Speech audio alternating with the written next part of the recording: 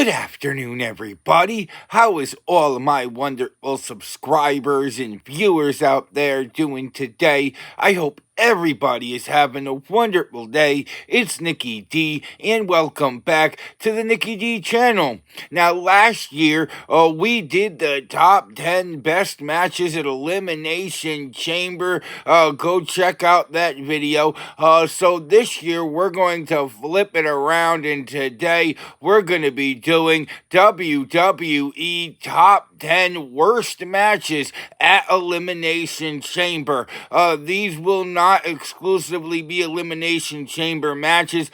These are matches that happened at the Elimination Chamber pay-per-view. Don't forget to like the video, share the video all over social media, and smash that subscribe button so you can be notified of when I drop my next video. What do you think is the worst match of all time at the Elimination Chamber? Let me know down in the comment section below. You want to say hi? You want to talk about wrestling? Just post a comment down in the comment section below, and I read and reply to every positive message I see. With that being said, I hope everybody continues to have an amazing day, and without further ado, let's get to number 10, the 2020 Women's Elimination Chamber match.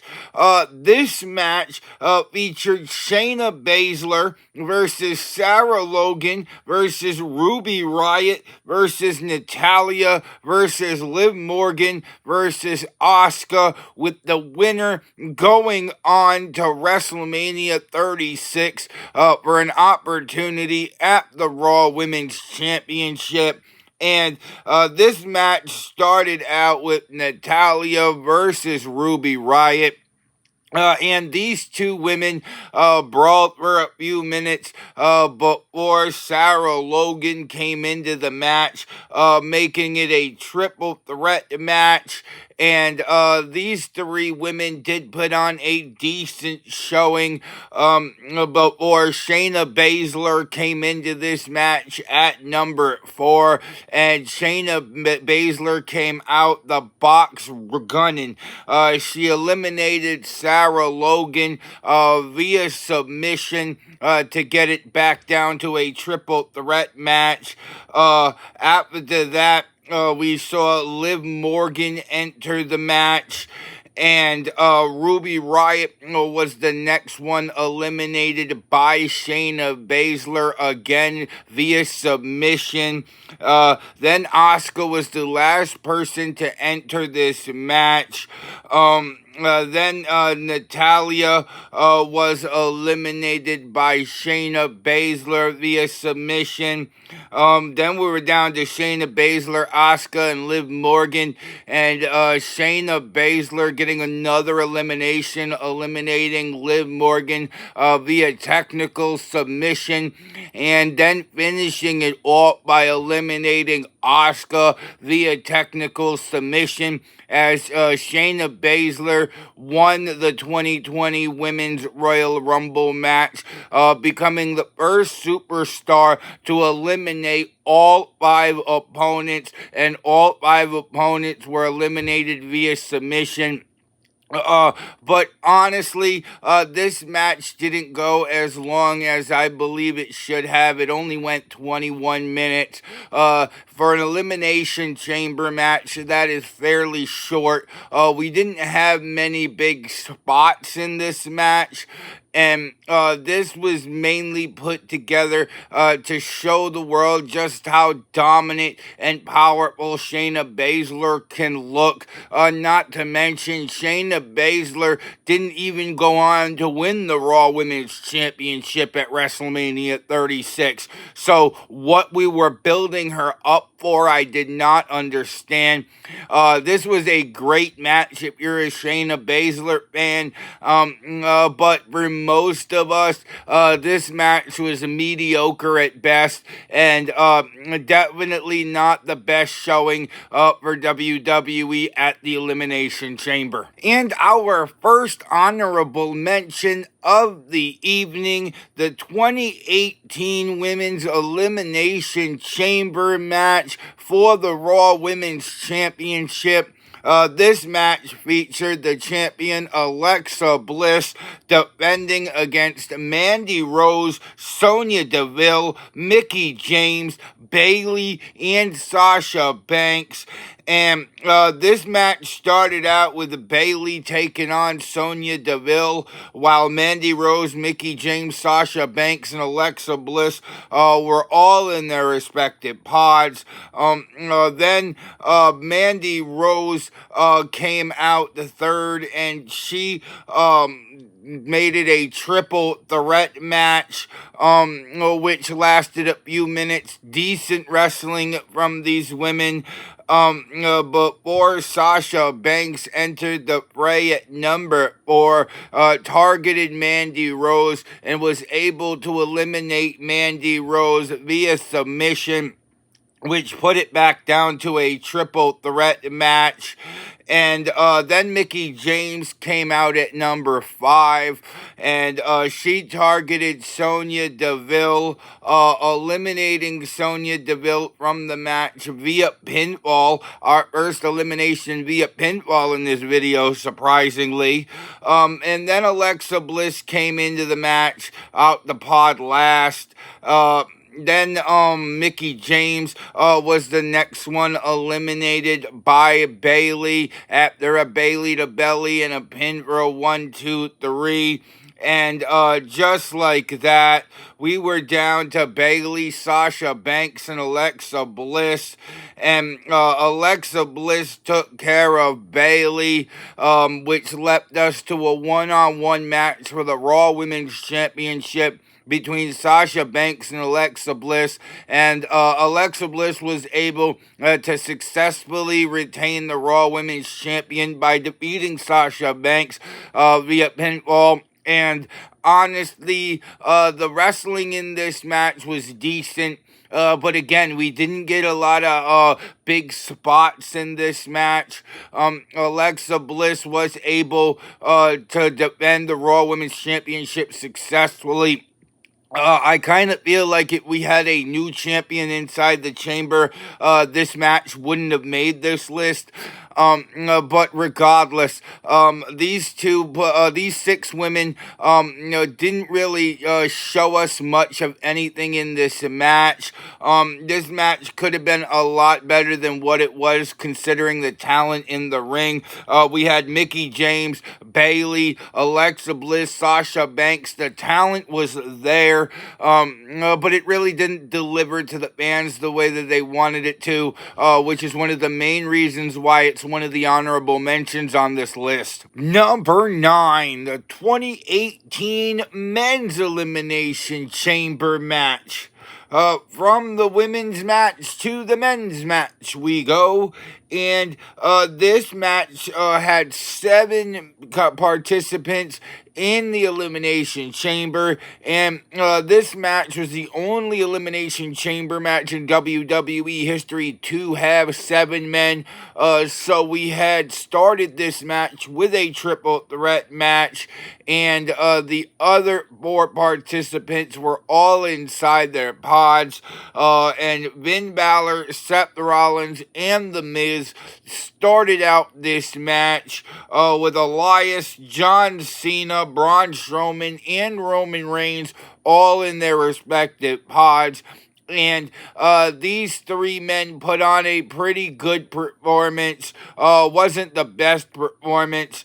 I will admit, a lot of the wrestling in this match just felt clunky, and having 7 superstars inside the Elimination Chamber match also felt like it was a bit crowded, but not as crowded as a match we'll get to later on in the video. Stay tuned for that. But John Cena was the first one out of the pod, and this quickly turned into a fatal four-way match. And these four participants put on a decent performance. Before we had Roman Reigns come into the fray, and then it was just all-out carnage.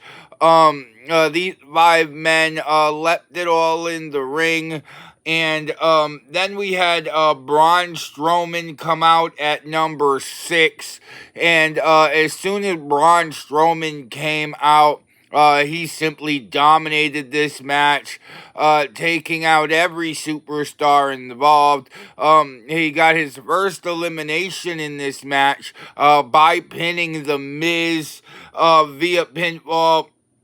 And then we had our final participant in this match. Elias came in, and Elias didn't last very long at all. He targeted Braun Strowman, and did he live to ever regret that? Braun Strowman quickly dispatched Elias, and we was down to 5, and then Braun Strowman set his eyes on John Cena, and just a few moments later, John Cena was out of there, turning it into a fatal four-way match. Then we had Finn Balor, the next one out, eliminated also by Braun Strowman, as Braun Strowman was just on an elimination warpath at that point. We were down to 3 men: Seth Rollins, Braun Strowman, and Roman Reigns. And Braun Strowman again with the 5th elimination of the evening, eliminating Seth Rollins, and it was down to Strowman and Roman. And Roman Reigns was able to finally overtop what looked like this unstoppable monster. And Roman Reigns would go on to win the 2018 Men's Elimination Chamber match, which is part of the reason why it's on this list. I mean, if you're going to have Braun Strowman go through and eliminate 5 different competitors in this match, you might as well have him win the chamber too.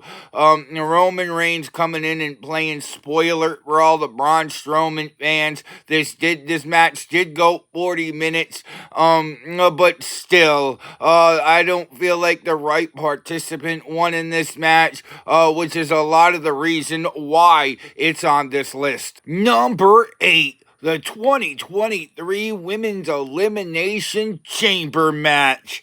The 2023 Women's Elimination Chamber match featured Asuka versus Nikki Cross versus Liv Morgan versus Natalya versus Raquel Rodriguez versus Carmella, with the winner going on to face the Raw Women's Champion at WrestleMania 39. And Natalya and Liv Morgan started this match off, and Liv Morgan really carried the early part of this match with amazing wrestling. Liv Morgan is definitely not the reason why this match is on this list. And Natalya really struggled throughout this match, honestly. But Raquel Rodriguez was the first woman out of the pod on this particular evening, and Raquel Rodriguez and Liv Morgan definitely worked together here, and quickly double teamed Natalya. There really wasn't many triple threat spots at this point, because Liv Morgan and Raquel Rodriguez were a tag team at this particular time. Nikki Cross came in at number 4, trying to even the odds, but Raquel Rodriguez wasn't having any of it, ran right through Nikki Cross, got the first elimination of the evening via pinfall. Then we had Carmella come out of the pod next at number 5, and Carmella was able to get some shots in, before Asuka came out of the pod at number 6, and we had Liv Morgan, Natalya, Raquel Rodriguez, Carmella, and Asuka all in this chamber match. It probably wouldn't have been on this list if it went longer. This whole match only went 19 minutes. Asuka and Natalia had to work together in order to get rid of Liv Morgan, which brought us down to a fatal four-way match. Then Carmella got her first elimination of the evening by eliminating Natalia via pinfall. And then we were down to three: Raquel Rodriguez, Carmella, and Asuka. And this essentially turned into a handicap match as Carmella and Asuka worked together to try to counteract the bigger and more powerful Raquel Rodriguez. It worked perfectly as both Asuka and Carmella were able to pin Raquel Rodriguez for a 1, 2, 3, and just like that, we were down to Asuka and Carmella, and Asuka was able to really get the better of Carmella in this match. She was able to win this match via submission as she got Carmella to tap so that Asuka can book her ticket to WrestleMania 39. But like I said, the wrestling in this match was clunky, and it probably wouldn't have been on this list if it went 30, 35, 40 minutes. But this whole match clocked in at less than 20 minutes, and I definitely feel like these women deserve a lot more time than that, especially in 2023. So yeah, I don't think this was one of WWE's best outputs when it comes to the Elimination Chamber. Number 7, the 2015 Men's Elimination Chamber match. This match was for the vacant Intercontinental Championship. So there was no title opportunity at WrestleMania or anything like that on the line. So that's part of the reason why it makes it on this list. But this match featured King Barrett versus R-Truth versus Mark Henry versus Dolph Ziggler versus Sheamus versus Ryback. And this match was very sloppy from start to finish, honestly. This match started out with King Barrett versus Dolph Ziggler as R-Truth, Mark Henry, Sheamus, and Ryback were all in a pod. And quickly we saw that this match really wasn't going to live up to the billing as King Barrett and Dolph Ziggler did tear it up for a few minutes, but we're seeing R-Truth enter the match at number 3, and it quickly turned into a triple threat match. A lot of shenanigans in this match, honestly. R-Truth was able to eliminate King Barrett for the first elimination of the evening. Then Mark Henry came into the match at number 4. And this was a triple threat match for a good few minutes with Mark Henry, R-Truth, and Dolph Ziggler tearing it up before Sheamus would get in the match at number 5. And Sheamus did the best that he could given the situation that he was thrown into here. And these 4 wrestlers really tore it up before Ryback came in as the final entrant into this match. And Ryback just went right to work, quickly eliminating R-Truth, getting it down to a fatal 4-way match. Then Sheamus with a bro kick was able to eliminate Mark Henry, bringing it down to Dolph Ziggler, Sheamus, and Ryback. And Sheamus again was able to get his second elimination of the evening by eliminating Dolph Ziggler. all these eliminations in this particular match happened to be a pinfall, by the way. And just like that, we were down to Sheamus and Ryback. And Ryback was able to put away Sheamus to capture the vacant Intercontinental Championship. This match went 25 minutes. So that's part of the reason why. Normally, I would say, oh, well, if this match went a little bit longer, it wouldn't have made this list. But this particular match was quite the opposite with the wrestling we were seeing in the ring. The shorter this match went, it probably would have been better off. But still, at the end of the day, Ryback winning the Elimination Chamber is another reason why it's on this list. Sheamus was in his prime at this point in his career and could have really benefited with an Elimination Chamber win here. I feel like Sheamus was the right competitor to win this match. But regardless, because of all the clunky wrestling, that's why it's made it on this list. Number 6. Ronda Rousey versus Ruby Riott for the WWE Raw Women's Championship 2019. Honestly, how long I'm going to be talking about this match is probably longer than how long this match actually went. And that's part of the reason why it's on this list. Yeah, it was a great showing of how quickly Ronda Rousey can put an opponent away. But still, Ruby Riott definitely deserved to be in the ring for a lot longer than the 1 minute and 40-second clock time that this match had. Ruby Riott was the leader of the Riott Squad at the time, and she was one of those superstars that was grinding week in and week out every single week.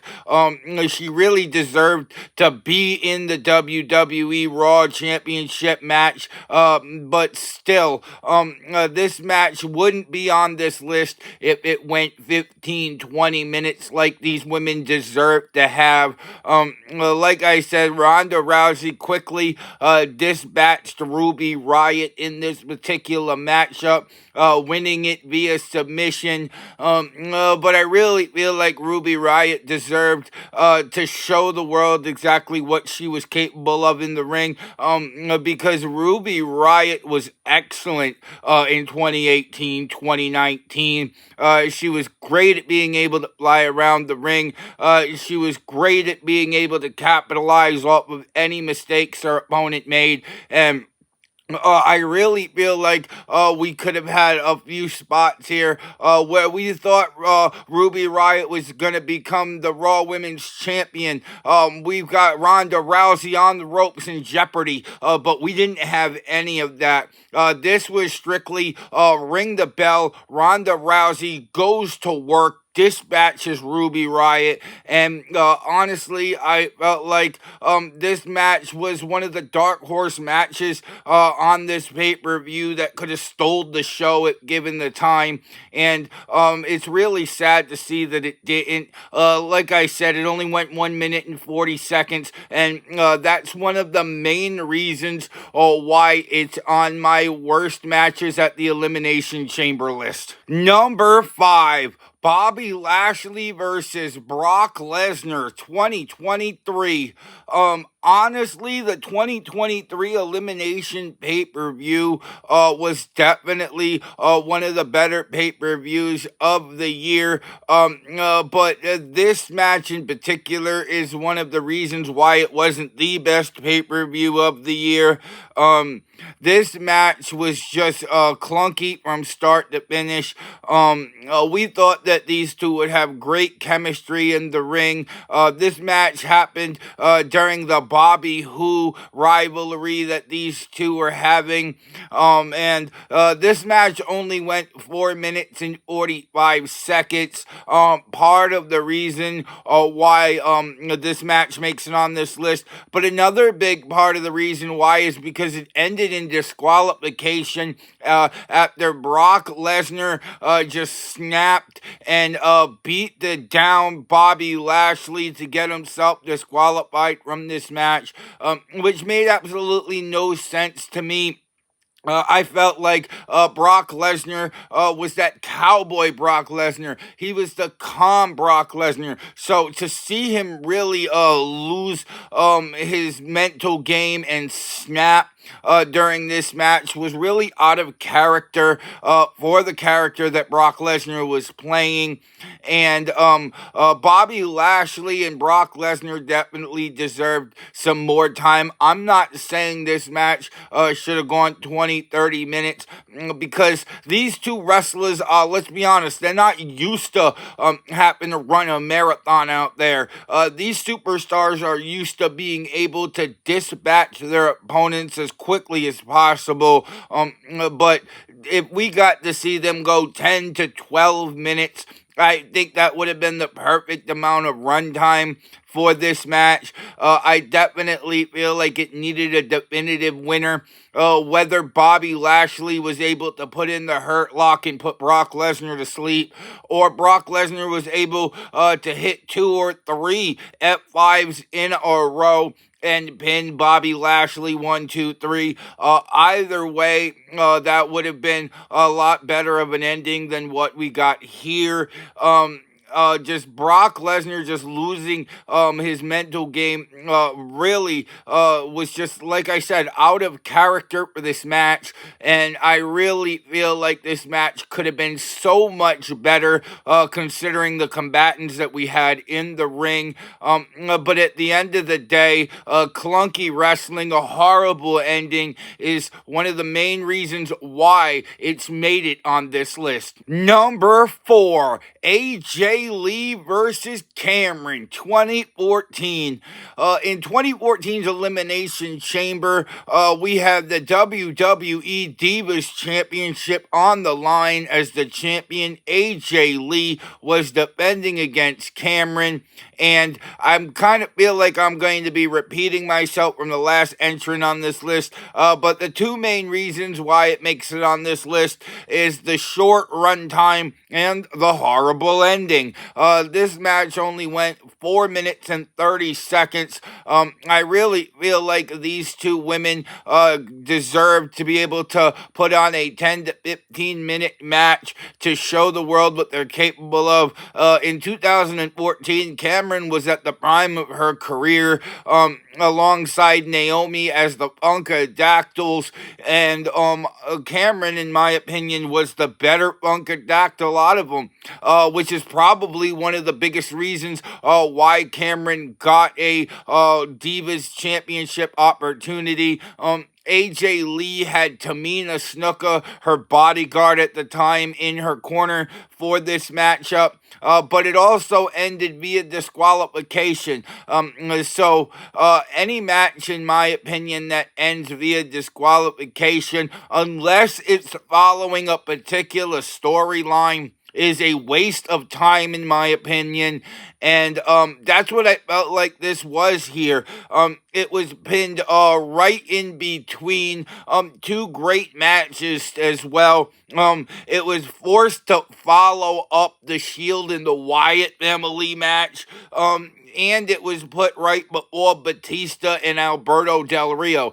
So it was definitely sandwiched in there. It was going to be impossible for these two women to be able to follow up the Shield and the Wyatt family. So the crowd really wasn't into this match as well, which is a big reason why it makes it on this list. They were so tired out from all the action we had from the Wyatts and the Shield that they really, this was a blink if you miss it type match. The crowd wasn't into it, the wrestling wasn't there, and the ending was via disqualification. Cameron did defeat AJ Lee, but it was via disqualification, so AJ Lee held on to the Divas Championship, and yeah, at the end of the day, these two definitely deserve to have more time in the ring. Cameron deserved to be able to show the world what she could do in the ring, and we got absolutely none of that. Number 3, Jack Swagger versus Justin Gabriel, 2012. In the 2012 Elimination Chamber pay-per-view, Jack Swagger defeated defended the WWE United States Championship with Vicky Guerrero in his corner as he was taking on Justin Gabriel, who had Hornswoggle in his corner. And the big question I have for this, what were we doing in 2012 in WWE? This was horrible. I mean, this match only went 3 minutes and 48 seconds, and that is one of the biggest reasons why it makes it on this list. Yeah, Jack Swagger was very dominant in 2012 throughout WWE. But Justin Gabriel was one of the best high flyers that WWE had at the time. And it was really sad that this match didn't get 10-15 minutes.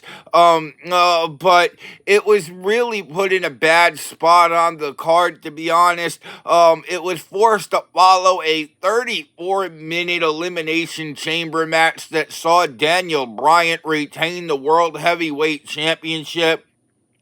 And it was put right before the main event, which saw John Cena take on Kane in an ambulance match. So I'm really kind of guessing that WWE just ran out of time when it came to this match. But still, this match wasn't really that great. Justin Gabriel definitely deserved to have a lot more time to be able to show up a lot of his high-flying ability, but we didn't get that. We got Jack Swagger grounding Justin Gabriel and putting him away in under 4 minutes. This match went 3 minutes and 48 seconds, and it really felt like it. Like I said, it deserved to go 8 to 10 minutes at least. These two were definitely at the prime of their career in 2012, and they definitely would have done a great job if this match had gone 8 to 10 minutes. We could have had a couple of spots where we thought Justin Gabriel was going to capture the United States Championship from Jack Swagger. We didn't get any of that. If you're a Jack Swagger fan, then you're probably going to like this match. But for the rest of us, it was just another clunky match, and honestly, it was probably one of the worst one-on-one matches ever to take place at the Elimination Chamber. Number 2, the 2022 Men's Elimination Chamber match. This Elimination Chamber match was for the WWE Championship, as the champion Bobby Lashley was defending against Seth Rollins, Riddle, AJ Styles, Austin Theory, and Brock Lesnar.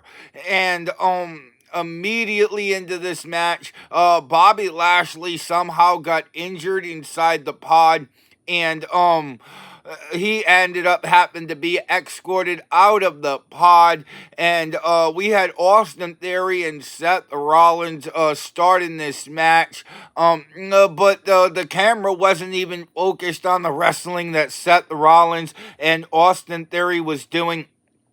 And the commentary weren't even talking about the wrestling in the match either. They were more focused on Bobby Lashley getting out of the chamber and wondering if Bobby Lashley was going to be able to come back later on in this match. But Seth Rollins and Austin Theory did put on a pretty good one-on-one clinic for a few minutes before we saw Riddle come into this match, and he quickly turned it into a triple threat match. These three superstars did the best that they could with what they were given.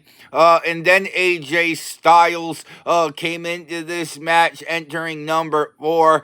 And these 4 superstars, we did see a lot of high flying at this point. And we did see a lot of good wrestling. Before it all went up in smoke, because then Brock Lesnar got into this match, and he just came in and wreaked havoc. He was able to eliminate Seth Rollins first, 9 minutes and 50 seconds into this match. And then 15 seconds later, Brock Lesnar was able to eliminate Riddle. And then 55 seconds later, he eliminated AJ Styles before we was down to Brock Lesnar and Austin Theory. And these two did have a good 3 or 4 minutes in the match, but that's only because Brock Lesnar wanted to destroy Austin Theory, because Austin Theory had absolutely no answer for the Beast, and Brock Lesnar was able to win the 2022 Men's Elimination Chamber match and capture the WWE Championship. But another big reason why it makes it so high on this list is because of its run time. This was the main event of the Elimination Chamber match, and this match only went 14 minutes and 55 seconds. Yeah, Brock Lesnar was able to eliminate all 4 of his opponents in this match, but still, I really feel like this match should have gone at least 5 to 7 minutes longer. It was a great showing from Brock Lesnar, who is able to dominate every opponent in this match, take the WWE Championship, and walk out of the Elimination Chamber almost untouched. But still, at the end of the day, seeing your current WWE Champion having to relinquish the belt because of a freak accident that happens before he's even involved in this match is definitely a huge disappointment and a big reason why it's number 2 on this list, and in my opinion, it is the second worst match to ever happen at the Elimination Chamber. Only 2. Before we get to number 1, we have our second honorable mention of the evening, and that goes to the 2022 Women's Elimination Chamber match. We stay on the same exact night for this entrant, as we had Nikki ASH versus Doudrop versus Liv Morgan versus Rhea Ripley versus Alexa Bliss versus Bianca Belair, with the winner getting an opportunity at the Raw Women's Championship at WrestleMania 38. And Nikki ASH and Liv Morgan started out this match.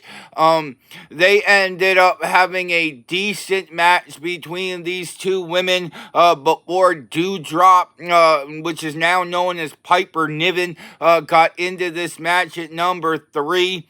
And Doudrop came out and just laid down the boom, dominating both women in this matchup. Before Rhea Ripley came into this match and asserted herself immediately, targeting Nikki ASH and being able to eliminate Nikki ASH just 6 minutes into this match. And then we saw Liv Morgan be able to roll up Doudrop for a 1, 2, 3 and eliminate Doudrop before Alexa Bliss got into this match. And when she got into this match, she came out rolling as well, eliminating Liv Morgan from this match. And then we saw Bianca Belair come out of her pod last, and we was down to Rhea Ripley, Alexa Bliss, and Bianca Belair. And Bianca Belair, the precious superstar, just got in there and started wreaking havoc. She was able to eliminate Rhea Ripley, and then it was down to Alexa Bliss and Bianca Belair. And Bianca Belair taking care of business with a KOD inside the chamber for a 1, 2, 3, as Bianca Belair won the 2022 Women's Elimination Chamber and got a Raw Women's Championship opportunity at WrestleMania 38. But a big reason why this match makes it on this list, it's not because of clunky wrestling. The wrestling in this match was actually pretty good. No, but it's a runtime of 15 minutes and 45 seconds. I guess WWE decided in 2022, let's see how fast we can finish an Elimination Chamber match. Because the men went under 15 minutes, the women's match went under 16 minutes. So very fast Elimination Chamber matches. I felt like this would have been a lot better of a women's Elimination Chamber match if it went 25, 27 minutes, right around that ballpark. But we didn't even surpass 16 minutes in this match, and that's a big reason why it is an honorable mention on this list. But now, finally, let's get to number one. Number one, the 2015 Tag Team Elimination Chamber match. This match was for the WWE Tag Team Championships, as it featured the New Day defending the tag team titles against Los Matadores, the Lucha Dragons, the Ascension, Tyson Kidd and Cesaro, and the Primetime Players. And one of the main reasons why it makes it number one on this list is because of how many people were in this match. It was just too many people inside the chamber. I guess somebody in Gorilla was just like, okay, let's make a tag team version of this and just see what happens. I feel like this was a experimental kind of match, and probably one of the main reasons why we have never seen another tag team elimination chamber match since. But the Ascension started things off against the Lucha Dragons, and the Ascensions really dominated a lot of the 2-on-2 match that we had before Tyson Kidd and Cesaro got in there for the third spot.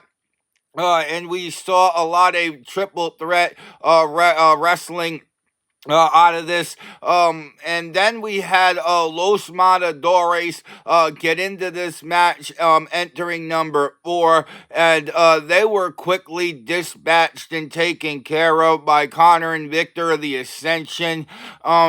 Before we had the Primetime Players get into this match with the New Day is still in their pods, and then we saw Connor and Victor eliminate the Lucha Dragons, leaving it down to 4 teams before the New Day came out of their pods, and the Primetime Players started to go up at this point. They eliminated the Ascension, bringing it down to 3 teams, and then they were able to eliminate Tyson Kidd and Cesaro, leaving it down to the New Day and the Primetime Players, and the New Day were able to retain the tag team titles in this situation. But this was just packed to the Raptors. It was a little too packed, to really, get the tag team wrestling experience, that we're used to in WWE. Plus, this match went 23 minutes and 40 seconds. Normally I'm all for, superstars getting more time in the ring to show the world what they can do. But this was one of those occasions that was the complete opposite. I really feel like this match would have been better if it went just 16, 17 minutes. And I really feel like just how many people were in this match was really just bad for business. Honestly, I really hope that we never get another tag team elimination chamber match, because this match showed us that this this is not a good match for WWE, and it was just clunky. It was just packed, and at the end of the day, I really feel like the Elimination Chamber match should be just a singles type Elimination Chamber match. So yeah, in my opinion, the 2015 Tag Team Elimination Chamber match was the worst match to ever take place at an Elimination Chamber pay-per-view. And that was my WWE Top 10 Worst Matches at Elimination Chamber. What do you think's the worst match to ever take place at an Elimination Chamber pay-per-view? Let me know down in the comment section below. You want to say hi? You want to talk about wrestling? Just post a comment down in the comment section below, and I read and reply to every positive message I see. Don't forget to like the video, share the video all over social media, and you made it all the way to the end of this video, go smash that subscribe button right now. Go smash it so you can be notified of all my future content. And if you want to see some more of me, Nikki D, then go check out another one of my videos, because I got hours of content that'll keep you entertained well into the evening. With that being said, I hope everybody has a wonderful evening. I'm Nikki D. This is the Nikki D channel, and I will see all y'all beautiful people next time. Bye, y'all.